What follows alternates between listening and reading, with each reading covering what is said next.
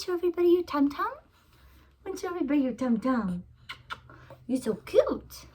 Okay, I don't really know why I'm filming this. I just am in my new mom phase of having a lot of time on my hands. And I don't know, I feel chatty. Been thinking all day and napping because when he sleeps, I sleep. Because that's the type of person I am. I'm literally, oh, don't talk to me. My baby's asleep. It's nap time. That means mommy's going to sleep too. I don't do well with sleeping at night. So all my little daytime naps, I really love. Look at that. What is that, Bubba? You can tell he does not have my skin tone.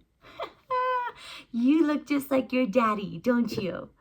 You do. I don't know, today I've been thinking a lot about how I'm just never satisfied or happy with myself, but I'm so opposite when it comes to other people, including like family, patients at work, friends, anything like that. I'm just so like impatient with myself. I have zero patience. Whenever I had Harry, it'll be 4 months on the 2nd of July. Is it funny? You excited? I was like, okay, it's time to get all this weight that I gained off, because I did. I blew up like a balloon. I was huge. I didn't really work out that much. The reason why is I was exhausted, like working like full-time nursing on, I work oncology, but you know, it gets med-surgy sometimes. I don't know. I just was hardly sleeping. I was on my feet all day. And then the last thing I could think about was like, oh my gosh, I got to go home and work out. Trust me, I beat myself up about it every day and I still tried. But I think towards like 6 months, I was just like, I can't, I'm done. I'm just like calling it the last 3 months. So anyway, and my body is just the type of body that holds on to fluid too. But yeah, today I was thinking, because I had an appointment yesterday and I've been doing phentermine for my mental health. A lot of people may not agree with it. That's okay. I breastfed Harry for a month. And during that month, everybody was telling me, girl, your weight's just going to start dropping. You are going to start getting so thin. You don't have to worry about anything. And to remind you, I've been eating healthy. I'm a pretty big health nut. I've always been really concerned about my body. And that wasn't happening. I wasn't losing anything. I was holding on to all of it. And finally, I went to the pediatrician, and the poor girl, she was like, how's everything going? You have to fill out like a postpartum questionnaire. And she was like, what's making you feel so like upset and like a failure? And I was like, I can't get this weight off. And she's like, well, it's been 2 weeks. She goes, but I understand. She goes, sometimes when people breastfeed, they actually hold on to all their weight. And something inside me went, ding, that's probably what's happening. Because like my body's holding on and storing all this fat for little has. And so I gave it a month. After a month, I just quit breastfeeding. I was done with it. And I think everybody has different ways that they feel about it. For me, I think it took away from my relationship with Harry, because there was always a little bit of resentment that was there. Like, oh my gosh, if I wasn't sitting here just feeding, then I would lose weight. Oh my gosh, like, I love you so much, but like, look how much I'm sacrificing. Maybe those are effed up things to think, but whatever. I'm human and I thought them. So I stopped breastfeeding. I started losing a little bit of weight, a tad. I was like back down to 147. My regular was like 120. I stayed at 147 for a whole nother month. And I was eating so healthy. Like, when I say that, I mean, I'm like doing 12 to 6 fasting, and then high protein, at least 80 to 100 grams a day, high veg, no junk food, no snacking, water, everything like that. So I finally went to the doctor and I was like, I need help. I know it sounds vain, but I need something to just start this fat loss journey for me. And also, I did start working out right at that 6-week thing. So anyway, working out like twice a day, all that good stuff. And having him and my dog and my husband. So I was really just punishing myself. And I started the phentermine. I lost 10 pounds. That was great, a month. So I had an appointment yesterday and I was like, listen, I'm plateauing again. I'm like right at that 135 line. And I've been there for a couple of weeks.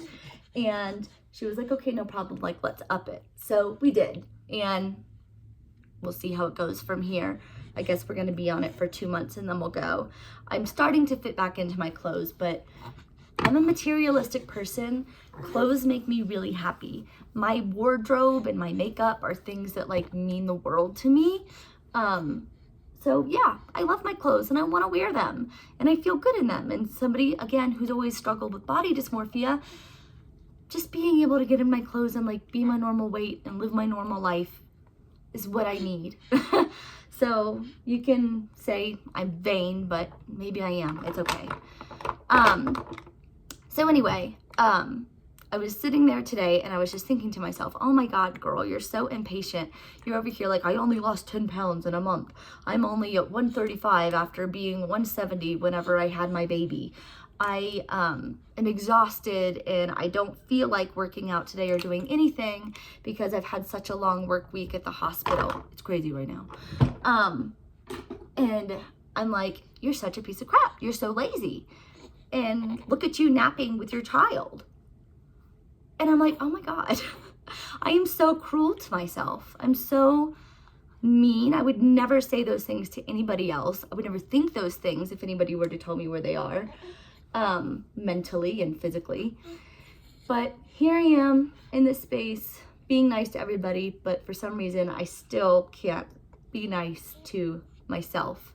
I think it, you know, we say social media has a lot to do with it. You see all these pictures of people and videos like, this is me 4 months after having my baby. This is me 1 month after having my baby. This is the things that you need to focus on. If you did this while you were pregnant, then you would look like this now. You think it's a bunch of baloney too? I do too. I know, it's hard. So I don't know. You see that constantly and you're comparing yourself. It's hard not to. I'm a comparer. You know, my whole life I'm like, I want her hair. I want her eyes. I want her butt. I want her stomach. I want her legs. But then you ask me like, well, what do you have about yourself that you like? And I'm like, well, I do really like myself. And like at 33, I feel great. This is the most confident and happiest I've ever been, especially just personality wise. But as much as I love makeup and I love clothes, this might be a weird idea. I've never actually looked in the mirror for a long time and just looked at myself. If I do, it's for a second and I criticize. But I like was thinking, I spend so much time on the phone looking at other women, looking at their bodies, their face, their hair, and just thinking to myself, oh my gosh, look how perfect this is. Look how amazing this is. Look at this. But I sometimes take a shower in the dark when I'm not feeling like I want to look at myself. And I don't really look in the mirror at my body at all. So it's like I'm comparing myself to all these people, but I don't actually know what I look like or what I have.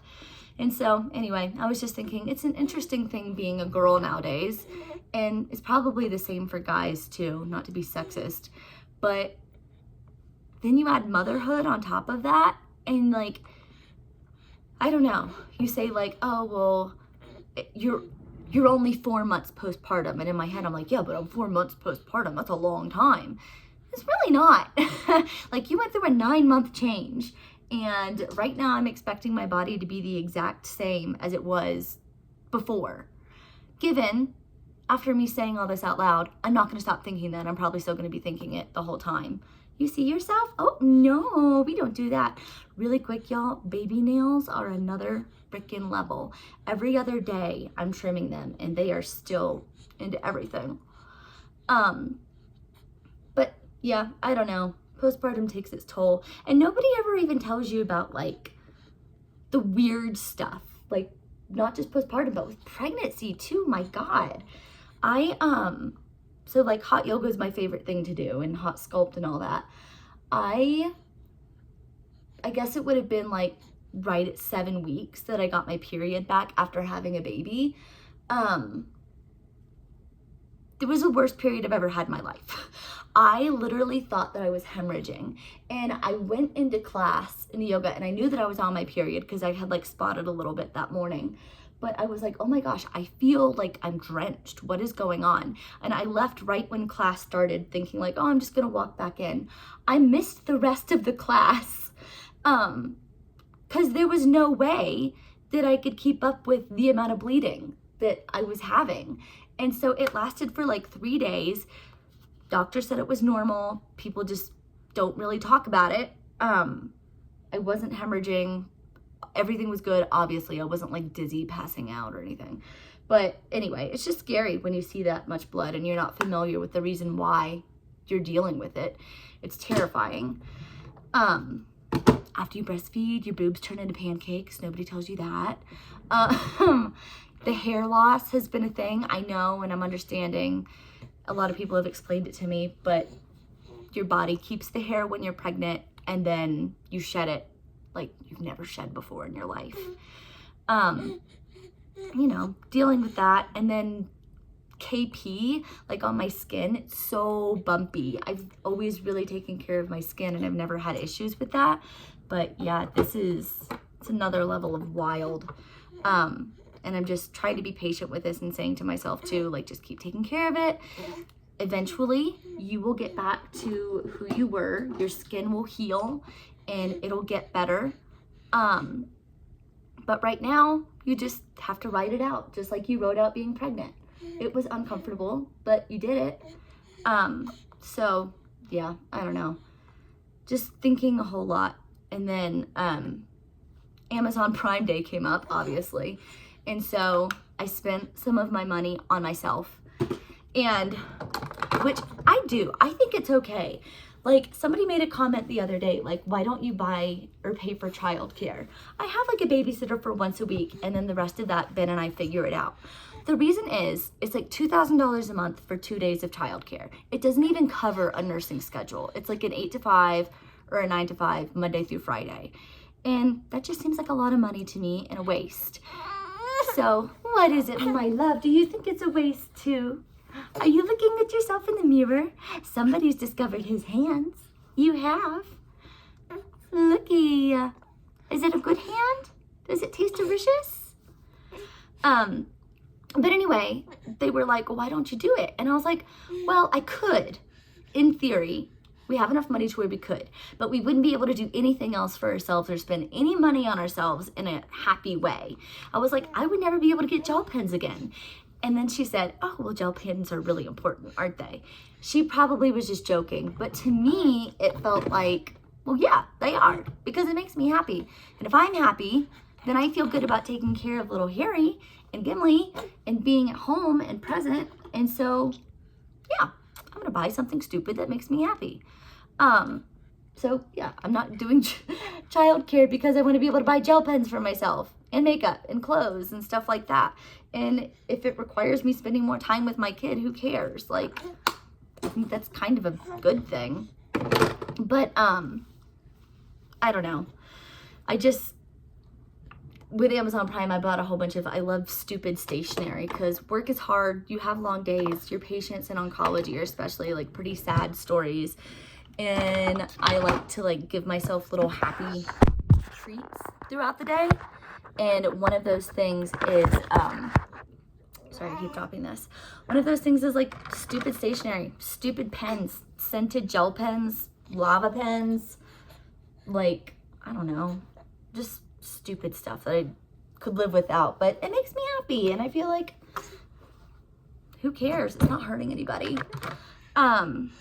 Hey baby, what are you doing? What are you doing? So, yeah, I don't know. But then you have guilt associated with it a little bit, and it's just weird.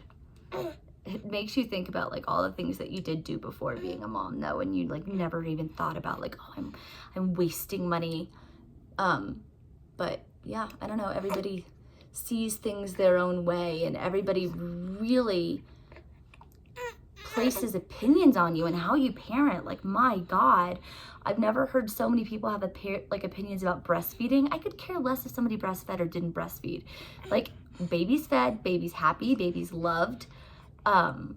There's nothing else that he needs. Like, if he can't have my boob, he can't have my boob. I'm sorry.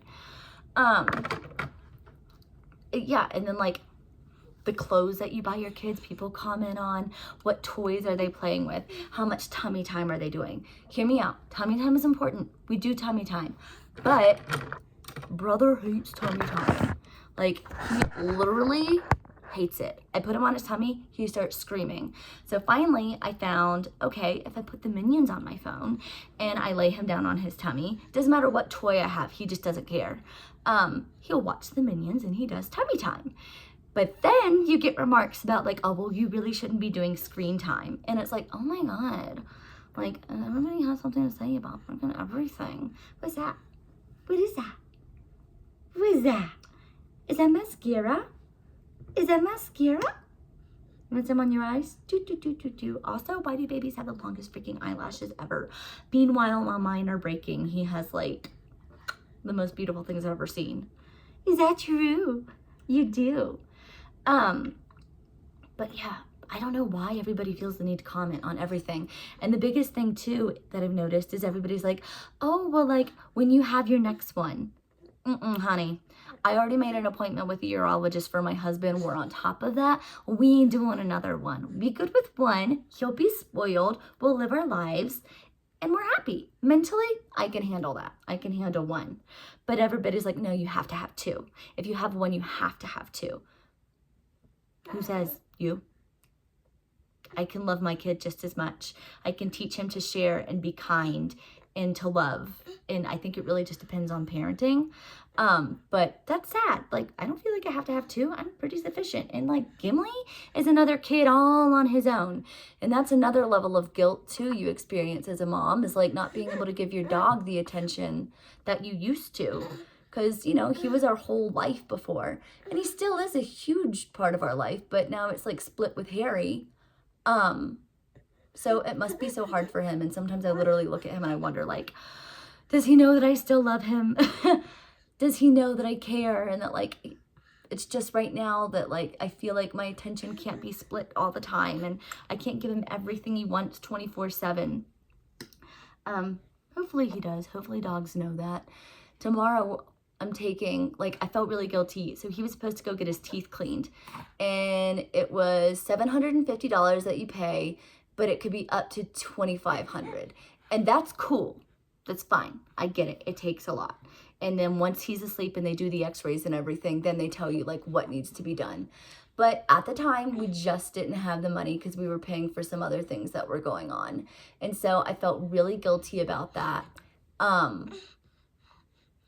But I found, anyway, an option the other day. It's like canine teeth cleaning without anesthesia. So he's going tomorrow at 2, and I hope it goes well. I don't know what it looks like. I hope they don't like hold him down the whole time. And because if he cries, I'm going to die. Same with him. The second he cries, I'm like, oh my God, I have to pick you up. I can't take it. Not in a bad way. Just, oh, I hate it when I hear people suffering. And I'm pretty sure that there's an episode of Modern Family where Cam is the same way. What is it? Do you hate it when people suffer too? And anyway, he's like trying to like sleep by himself and Cam's just there crying with the baby monitor. That's me. The second somebody cries, I'm like in tears crying too. I can't take it. And then if it's your own, you're like, oh my God, I have to do anything I can to stop this horrible sadness. Can you say hi? Can you say hi? Also, he probably needs a haircut, but I'm not mentally ready to cut any of his hair yet. It's like all different lengths, but it's going to stay for now. He's going to look like a little bit of a dork for right now, aren't you? So yeah, if anybody has done that, let me know how it is so I'm not like completely shocked when I go tomorrow. It's at one of the dog stores near me that they're doing it. I guess they do it, I don't know, once a month or something. So we'll see. And then on top of that, my dog has always been such a picky eater. Oh my God. Like I buy him the nicest food. Like we spend like $300 a month on food, and given everybody probably does nowadays, but I want him to be healthy. He runs with us. I want to take care of his joints. I want to take care of his teeth. I want to take care of his fur, skin, everything. So we spend money on food. Well, anyway, he hated kibble for a long time. And then I started mixing it with like Avenger's jelly meat. And then I felt bad because I was like, well, this jelly meat could be like not very good for him. So I'm going to stop that too. And we switched to Farmer's Dog for a while. Farmer's Dog was great, but I think he's allergic to it. He starts like getting these patches of no hair around his lips. And of course, the second that we stopped it, his hair's starting to grow back. So this last time I got like freeze-dried food. I got these little like patties that you unfreeze, you thaw out, and you can either do it by themselves. They're supposed to have like 17 a day for his weight. There ain't no way in hell I can afford that because it's like $50 a box. So anyway, I'm mixing them with another type of kibble right now. And we've tried goat's milk. We've tried everything. And he's so picky. And so now, after we just did this whole food switch, and I felt really good about it, and he was eating it and loving it, he decides that he doesn't want to eat his food again. And this is literally like in the last week. I'm so annoyed with it. And sometimes I just roll my eyes and I'm like, oh my God, Gimli, you're just going to have to freaking eat. Like, I can't do anything else. I'm giving you the best of the best. And you still like not wanting that. So I think anyway, what I'm going to try tomorrow is instead of buying I'm going to buy little bags of different flavors and little bags of different flavors of frozen food. And maybe if I just change the flavor every single day, he won't hate his food and try and flip his bowl over. A lot of people have suggested like, oh, why don't you just like make your own dog food? I'm totally here for that.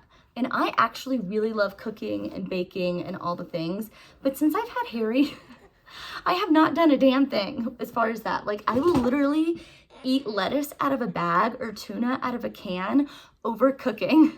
And I think it's maybe like my mental capacity right now. I'm just like, I don't have the time. And you never really want to get into anything because you know that like he's going to cry after 15 minutes of me doing something, which is even hard right now with the house because I like everything being perfect. And there's just no way. Like, you have to give yourself, okay, I have 20 minutes to clean this before he starts crying. And then we have to do something together. And then maybe I'll get something else done today, but maybe not. And then if I want to work out on top of that, which I usually do, I also need another like hour for him to do that. So I'll feed him right before I work out. And that usually covers him for like me doing the treadmill and weights. But, yeah, it's like planning it perfectly. And so I have a ton of laundry to do today, but I already did the dishes. And so I don't know, we'll do laundry at some point. But now Gimli wants to go on a walk. So I figured I would just make a video to make myself look human because up until this point, I had not brushed my teeth. I was in a spit up shirt that I had been wearing since yesterday. I still haven't eaten. I need to eat.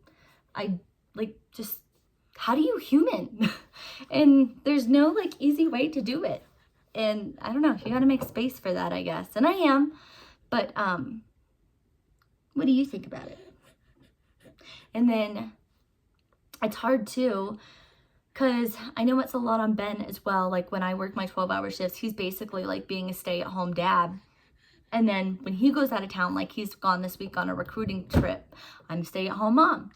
And yeah, I don't know. By the time they get home, you're just like, you have Harry and you're like trying to hand him over like, oh my God, I need a break. And sometimes you just don't get that. And that's okay because he's the sweetest baby ever. And I'm not going to have these moments much more because there will be a day when you don't cuddle me, which I don't think I'm ready for. I co-sleep exclusively. He has his little bedside bassinet and he has his own room where there's like a crib and everything. But Ben will put him to sleep at night while I'm at work, and I will come home and pick him up from the bassinet and be like, he's gonna sleep with me.